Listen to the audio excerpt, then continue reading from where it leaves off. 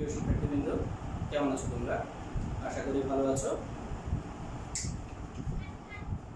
আজকে আমরা আমাদের ফিনান্স, ব্যাংকিং ও বীমা বিষয়ের দ্বিতীয় পত্র অর্থাৎ ব্যাংক ও বীমা, এই দ্বিতীয় পত্র নিয়ে আজকে আমরা পড়াশোনা করব। আজকে আমাদের দ্বিতীয় পত্রের প্রথম অধ্যায় অর্থাৎ ব্যাংক ব্যবস্থার প্রাথমিক ধারণা, এই চ্যাপ্টারটা নিয়ে আমরা আজকে আলোচনা করব।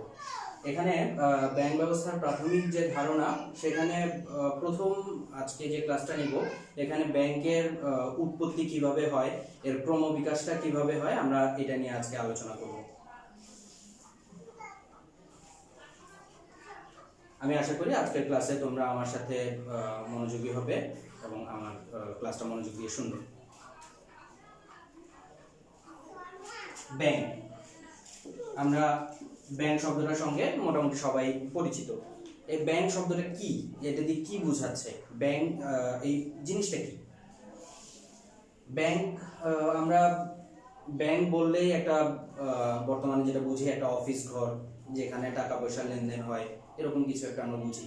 যে মানুষ টাকা জমা রাখে, কেউ এখান থেকে টাকা উত্তোলন করে, কেউ ধার নেয়, এরকম একটা বিষয়।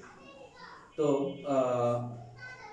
ব্যাংক বলতে বেসিক্যালি আমরা সাধারণভাবে যেটা বুঝি সেটা হচ্ছে একটা প্রতিষ্ঠান, সে আর্থিক লেনদেনগুলো সম্পাদন করে, কিছু মানুষ এখানে টাকা জমা রাখে, কিছু মানুষ এখান থেকে টাকা ধার নেয়।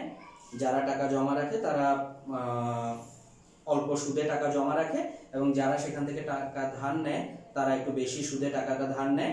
এর মাঝখানের যেই মুনাফাটা, এটা ব্যাংকের লাভ বা আয় হিসেবে বিবেচিত হয়। ব্যাংক এখান থেকে যে লাভটা করে সেটা, অর্থাৎ এটা একটা মুনাফাভোগী প্রতিষ্ঠান। তাহলে ব্যাংকের সংজ্ঞা দাঁড় করানো যায়, ব্যাংক হচ্ছে একটি আর্থিক মধ্যস্থতাকারী মুনাফা ভিত্তিক একটি প্রতিষ্ঠান, যা বা একটা ব্যবসায়ী প্রতিষ্ঠান, আর্থিক মধ্যস্থতাকারী ব্যবসায়ী প্রতিষ্ঠান, যা জনগণের নিকট থেকে ছড়িয়ে ছিটিয়ে থাকা আমানত স্বল্প সুদে সংগ্রহ করে দীর্ঘমেয়াদী বিনিয়োগ বা মধ্যমেয়াদী বিনিয়োগের মাধ্যমে সেখান থেকে আয় করে। এটাই হচ্ছে ব্যাংক। আচ্ছা, ব্যাংকের ইংরেজি আমরা সবাই জানি BANK। এই ব্যাংক শব্দটি কিভাবে আসে, ব্যাংকের উৎপত্তি কিভাবে? আচ্ছা, ব্যাংক সম্পর্কে একটা মজাদার উক্তি, মার্ক টোয়েন, নাম শুনেছো তোমরা নিশ্চয়ই, ওনাকে হাসির রাজা বলা হয়। মার্ক টোয়েন এই ব্যাংক সম্পর্কে একটা খুব সুন্দর মন্তব্য করেছেন। ব্যাংক হচ্ছে এমন একটা প্রতিষ্ঠান যে যখন রোদ উঠবে তখন সে তোমাকে ছাতা ধার দিবে, আবার যখন বৃষ্টি হবে তখন সাথে সাথে তোমার কাছ থেকে সেই ধার দেয়া ছাতাটা ফেরত নিয়ে নিবে। এটা হচ্ছে ব্যাংক। ব্যাংক সম্পর্কে উনি এই হাসির মন্তব্যটি করেছেন। আচ্ছা, যাই হোক, আমরা ব্যাংকের উৎপত্তি কিভাবে হয় এই বিষয়টা একটু আলাপ করি। আমরা জানি যে মানুষ যখন সভ্যতার ক্রমবিকাশ বা মানুষ যখন ধীরে ধীরে তার আদিম যেই যুগটা, সেই যুগটা পার করে আস্তে আস্তে সভ্যতার দিকে আসে, তখন প্রথম অবস্থায় মানুষ কৃষিকাজ করত, বাগানের ফলমূল সংগ্রহ করত, কেউ মাছ শিকার করত, যে যেখানে যেভাবে স্বাচ্ছন্দ্যে ছিল সে ওইভাবেই তার জীবিকা নির্বাহ করত। তো দেখা যাচ্ছে যে যিনি মাছ ধরছেন তিনি হয়তো শুধু মাছই ধরে যাচ্ছেন, তিনি আর অন্য কোনো কিছু স্বাদ পাচ্ছেন না। আবার যিনি ফসল উৎপাদন করছেন তিনি শুধু ফসল উৎপাদন করে ফসলটাই ভোগ করছেন, তিনি আবার মাছের স্বাদ পাচ্ছেন না। তাহলে যিনি মাছ আহরণ করছেন তিনি ফসলের স্বাদ নেওয়ার জন্য, আবার ফসল উৎপাদনকারী মাছের স্বাদ নেওয়ার জন্য তাদের মধ্যে একটা বিনিময় প্রথা, অর্থাৎ আমি তোমাকে আমার উৎপাদিত এই বস্তুটা দিব, তুমি আমাকে এই পরিমাণ মাছ দিবে, এরকম একটা সিস্টেম তাদের মধ্যে তারা চালু করে। এটাকে আমরা বিনিময় প্রথা নামে জানি, বিনিময় প্রথা।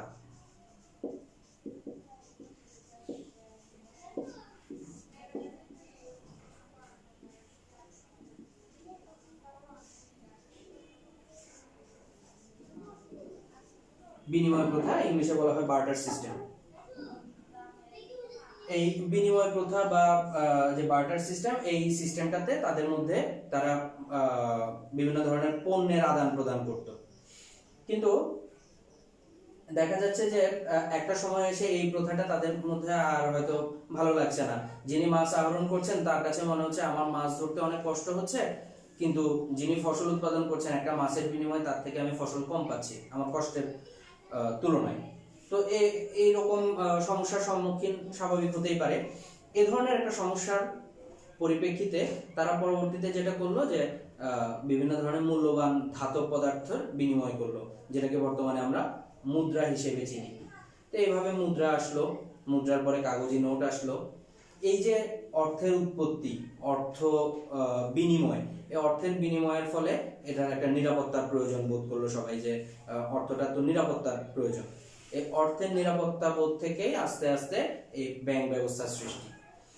আসলে ব্যাংক কখন কিভাবে ব্যাংকের এই প্রচলন বা কিভাবে ব্যাংকের উৎপত্তি তার সম্পর্কে একদম সুস্পষ্ট কোনো ধারণা কোনো অর্থনীতিবিদ আমাদেরকে দিতে পারেননি। তাদের যে প্রাথমিক ধারণা সেখানে তারা দ্বাদশ শতাব্দী পর্যন্ত একটা ক্রমবিকাশ আমাদেরকে দিয়েছেন, কিন্তু তার আগে কি ঘটেছিল, তার আগেও ব্যাংকের কোনো অস্তিত্ব ছিল কিনা, কিরকম ছিল, এই সম্পর্কিত যে ধারণাগুলো সেগুলো হচ্ছে আমাদেরকে একটা প্রেডিকশনের উপরে, অর্থাৎ একটা ধারণা, মানে সুস্পষ্ট কোনো কিছু না, তাদের এক একজনের এক এক রকম চিন্তা ভাবনা থেকে। তো যাই হোক, আমরা যেটা দেখতে পাচ্ছি যে ব্যাংক সম্পর্কে, ব্যাংকের উৎপত্তি, যে BANK ইংরেজি শব্দ, এটা এই ইংরেজি ব্যাংক শব্দটা কিভাবে আসে এইটা নিয়ে অনেক তাদের মধ্যে মতবিরোধ আছে। কেউ কেউ মনে করেন যে ইতালীয় শব্দ ব্যাংকো থেকে এই ব্যাংক শব্দের উৎপত্তি। বেশিরভাগ অর্থনীতিবিদ মনে করেন যে ব্যাংকটা ইতালি থেকে উৎপত্তি হয়।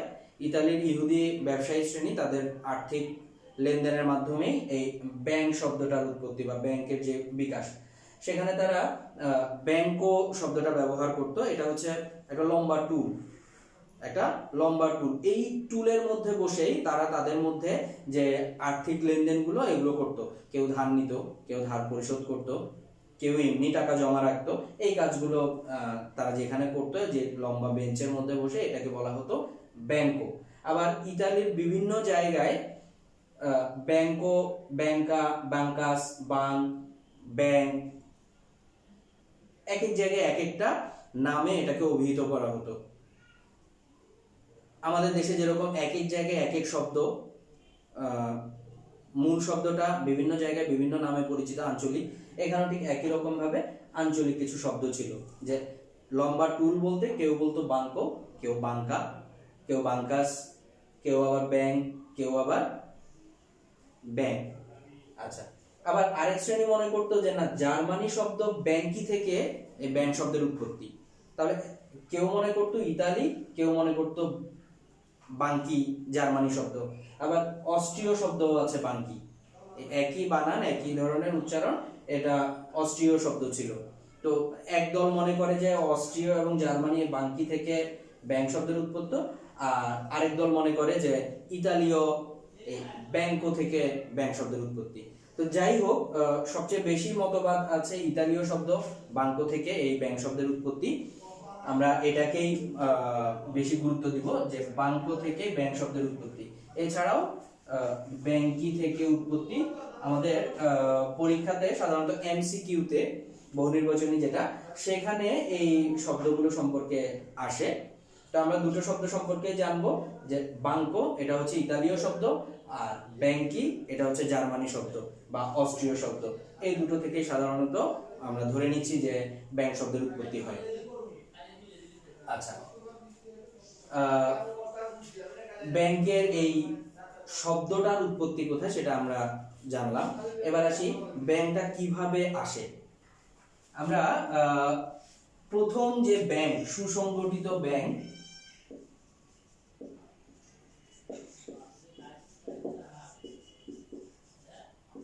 প্রথম কাঠামোভিত্তিক সুসংগঠিত ব্যাংক হিসেবে যে ব্যাংকটাকে চিনি সেটা হচ্ছে শানসি ব্যাংক।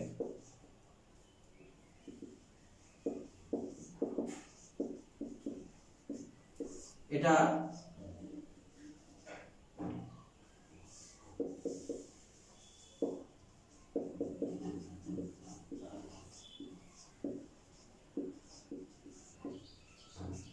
খ্রিস্টপূর্ব 600 অব্দে চৈনিক সভ্যতায়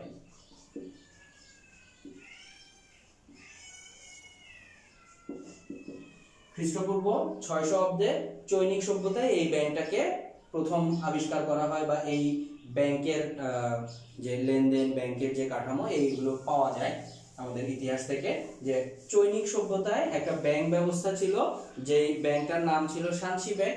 সেই ব্যাংকটা আধুনিক আমরা যে ব্যাংকিং কাঠামোগুলো দেখি, সেই কাঠামোগুলোর সুসংগঠিত একটা রূপ ছিল। বুঝতে পেরেছি আমরা? এটা হচ্ছে আমাদের শানসি ব্যাংক। এটা আমাদের পরীক্ষাতে প্রায়ই আসে যে পৃথিবীর প্রথম সুসংগঠিত ব্যাংক কোনটি? Shanxi bank. এটার উৎপত্তি কত সালে? খ্রিস্টপূর্ব 600 অব্দে। আর খ্রিস্টপূর্ব অর্থাৎ যীশু খ্রিস্টের জন্মের আগে কোন সভ্যতায় পাওয়া যায়? চৈনিক সভ্যতায়। আচ্ছা, আমরা এর আগের কিছু ব্যাংক সম্পর্কে একটু জানি। খ্রিস্টপূর্ব 1000 অব্দে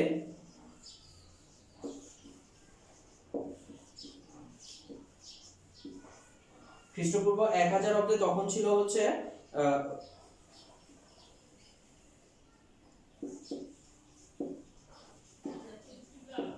রোমান সভ্যতা। এই রোমান সভ্যতায় ব্যবসায়ীদের কাছে এই ব্যাংক সম্পর্কিত কিছু আলামত পাওয়া যায়। তারা টাকা ধার নিত, টাকা পরিশোধ করতো, এরকম কিছু আলামত আমরা পাই রোমান সভ্যতায় খ্রিস্টপূর্ব 1000 অব্দে। আবার খ্রিস্টপূর্ব 2000 অব্দে, অর্থাৎ তারও আগে,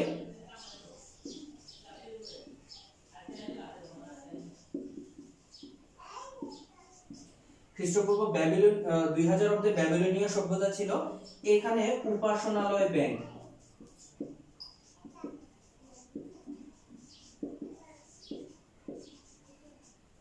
তখন পাওয়া যেত উপাসনালয় ব্যাংক। এই উপাসনালয় ব্যাংক বলতে আমরা বেসিক্যালি যেটাকে বুঝি সেটা হচ্ছে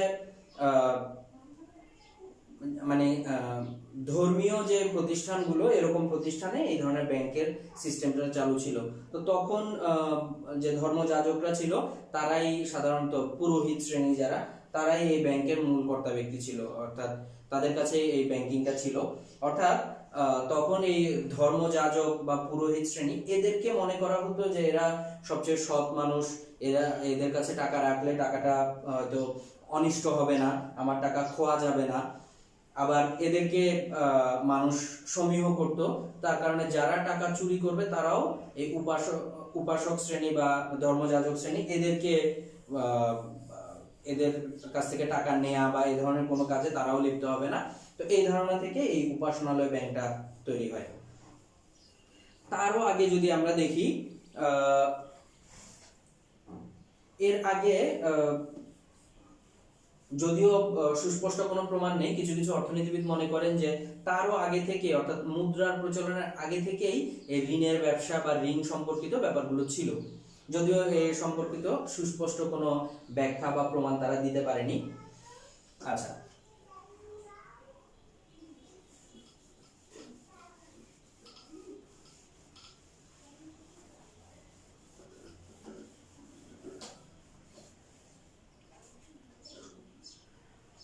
আমরা এতক্ষণ যেটা আলোচনা করলাম সেটা হচ্ছে ব্যাংকের প্রাথমিক যুগ, অর্থাৎ ব্যাংক ব্যবস্থার যে প্রাথমিক যুগটা সেটা।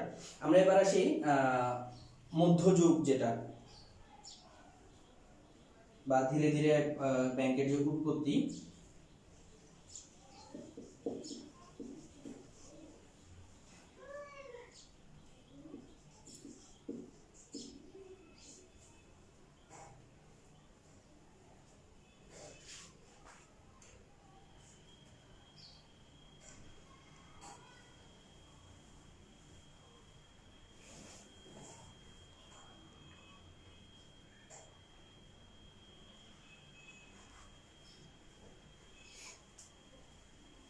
আচ্ছা, মধ্যযুগে যে ব্যাংক ব্যবস্থা ছিল, এখানে উল্লেখ করার মতো হচ্ছে 1150 সাল,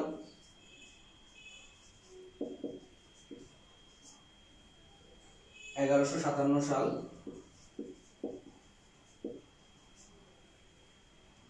1178 সাল, 1300 সাল, অর্থাৎ এগুলো খ্রিস্টাব্দ, খ্রিস্টের পরে, খ্রিস্টপূর্ব না, এগুলো খ্রিস্টাব্দ। এই সময়টাতে যেটা হয়, ইতালির সরকার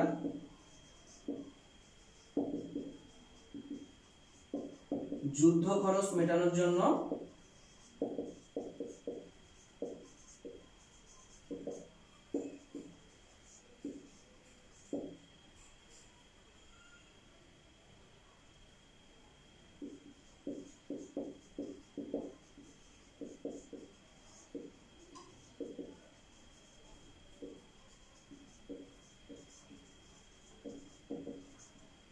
এই সময়ে ইতালির সরকার তাদের একটা যুদ্ধ বাঁধে, এই যুদ্ধের খরচ মেটানোর জন্য 5% সুদে বাধ্যতামূলক একটা ঋণ বিতরণ করে জনসাধারণের নিকট। আর 1157 সাল, এটা আমাদের জন্য খুবই ইম্পর্টেন্ট।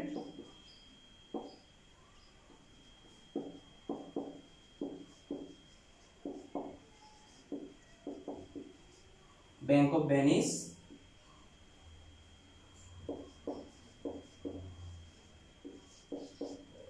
এই সময়ে ব্যাংক অফ ভেনিস প্রতিষ্ঠা হয়। এটা হচ্ছে প্রথম সরকারি ব্যাংক।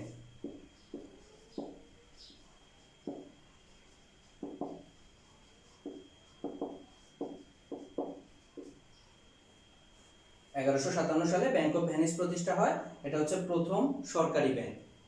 আচ্ছা, তারপরে আসি হচ্ছে 1178 সালে আরেকটা ব্যাংক প্রতিষ্ঠা পায়, এটার নাম হচ্ছে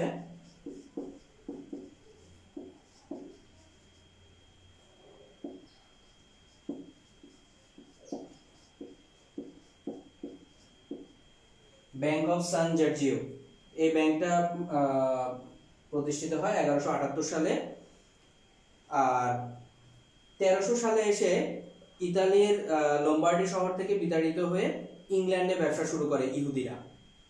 1300 সালে ইতালির লম্বার্ডি শহর থেকে ইহুদিদেরকে বিতাড়িত করা হয়, তারা এসে ইংল্যান্ডে ব্যবসা শুরু করে। আচ্ছা, এটা হচ্ছে আমাদের মধ্যযুগের উল্লেখযোগ্য ঘটনাগুলো। এবার আসি আমরা আধুনিক যুগ।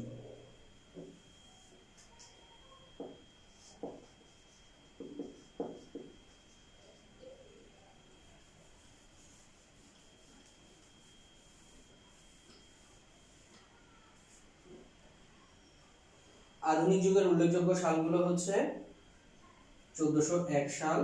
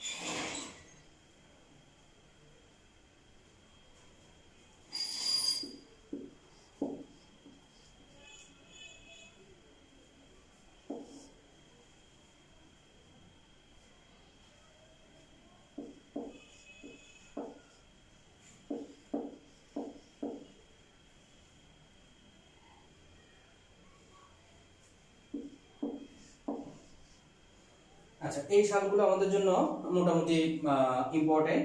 1401 সাল, 1401 সালে বিশ্বের প্রথম আধুনিক ব্যাংক।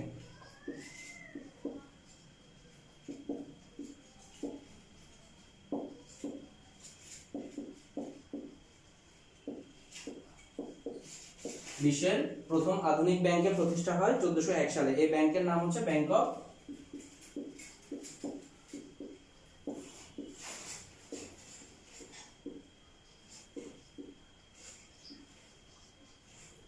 বার্সেলোনা। এটা হচ্ছে বিশ্বের প্রথম আধুনিক ব্যাংক। বর্তমানে আমরা যে ব্যাংকিং ব্যবস্থার সাথে প্রচলিত আমাদের যে ব্যাংকিং ব্যবস্থা, আমরা যে ব্যাংকিং ব্যবস্থাকে চিনি, সেই ব্যাংকিং ব্যবস্থার প্রথম সংস্করণ হচ্ছে ব্যাংক অফ বার্সেলোনা। এটা প্রতিষ্ঠা পায় 1401 সালে। এখান থেকে আধুনিক যুগ শুরু। এরপরে হচ্ছে বিশ্বের প্রথম বাণিজ্যিক ব্যাংক,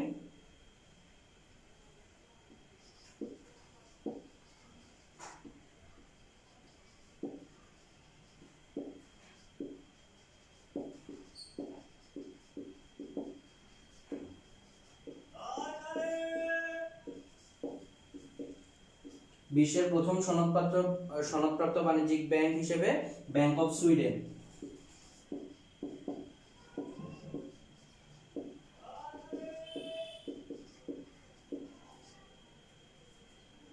ষোলোশো সালে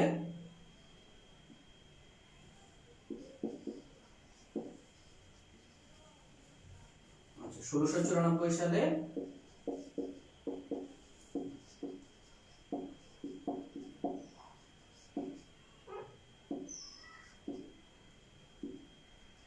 ব্যাংক অফ ইংল্যান্ড প্রতিষ্ঠা পায়। এটাকে বলা হয়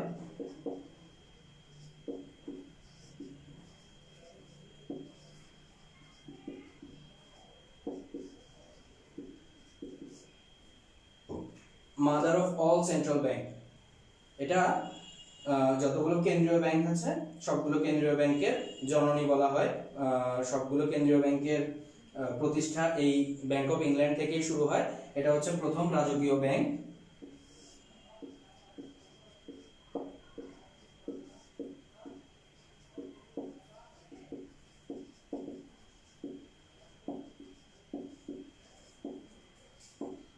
রাজকীয় সনদ বলে এই ব্যাংকটা প্রতিষ্ঠা পায়। ব্যাংক অফ ইংল্যান্ড 1770 সালে উপমহাদেশের প্রথম ব্যাংক।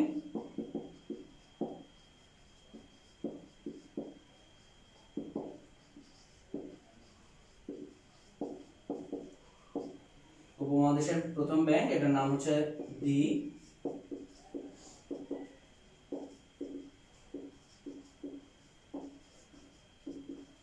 হিন্দুস্তান ব্যাংক।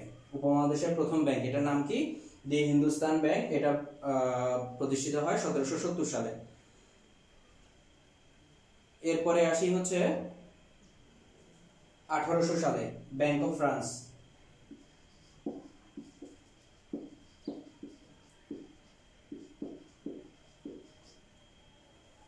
1920 সালে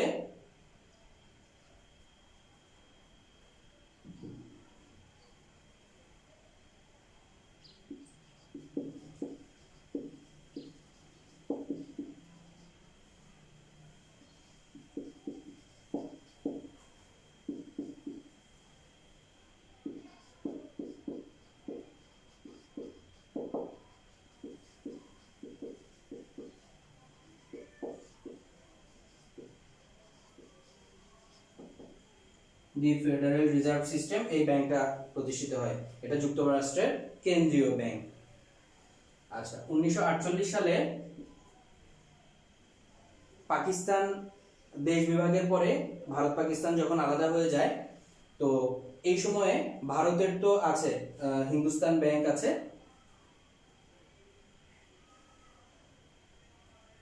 সরি এখানে 1935 সালে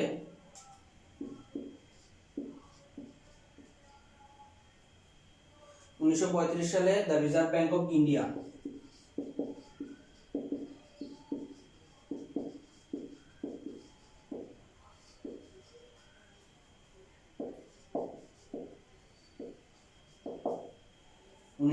সালে the Reserve Bank of India, এটা ইন্ডিয়ার কেন্দ্রীয় ব্যাংক, এই ব্যাংকটা প্রতিষ্ঠিত হয়। এরপরে 1948 সালে প্রতিষ্ঠিত হয় হচ্ছে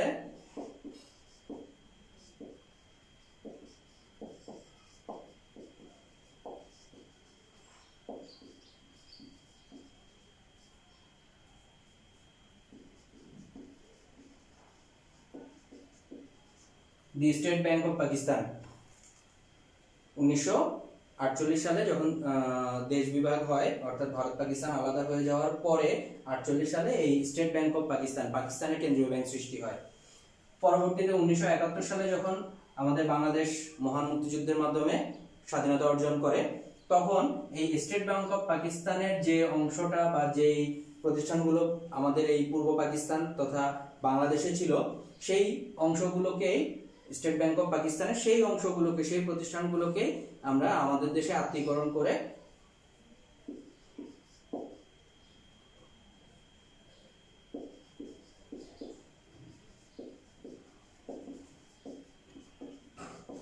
বাংলাদেশ ব্যাংক নামকরণ করা হয়, বাংলাদেশ ব্যাংক প্রতিষ্ঠিত হয়। আমাদের দেশের কেন্দ্রীয় ব্যাংক বাংলাদেশ ব্যাংক। আর 1980 সালে ই ব্যাংকিং এর উদ্ভব হয়।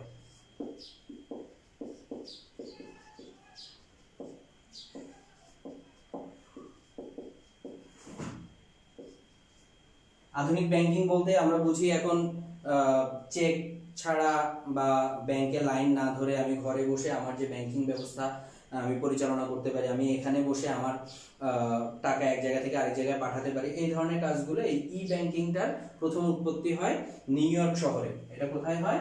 নিউ ইয়র্ক শহরে।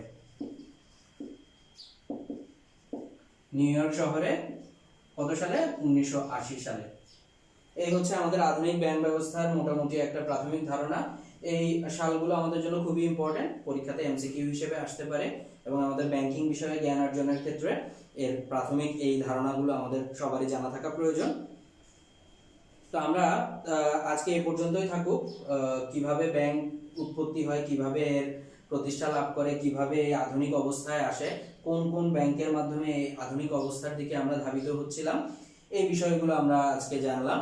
আগামী ক্লাসে ব্যাংকের বৈশিষ্ট্য, ব্যাংক নিয়ে আরো বিস্তারিত আলোচনা আমরা আগামী ক্লাসে করব। আজকে এই পর্যন্তই। সবাই ভালো থাকবে, বাসায় মনোযোগ দিয়ে পড়াশোনা করবে আর স্বাস্থ্যবিধি মেনে চলবে। সকলের মঙ্গল কামনা করে আল্লাহ হাফেজ।